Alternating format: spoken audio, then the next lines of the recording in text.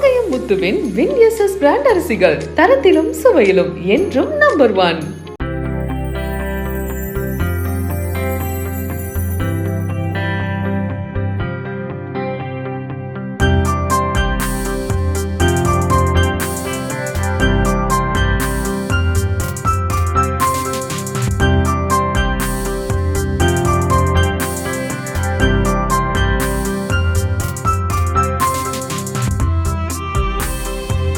சிதம்பரம் நாடாளுமன்ற தொகுதிக்குட்பட்ட கொளக்குடியில் திருமாவளவன் பிரச்சாரத்திற்கு தயாரான போது திடீரென ஒருவர் அந்த வாகனத்தில் ஏறி அவரது கன்னத்தை கிள்ளி முத்தமிட்டார். அதிர்ச்சியடைந்தாலும் பின்னர் சுதாரித்துக் கொண்டு பேசிய திருமாவளவன் தேர்தல் பரப்புரையில் பாஜகவும் அதிமுகவும் ஒன்றையொன்று விமர்சிக்காதது ஏன் என கேள்வி எழுப்பினார்.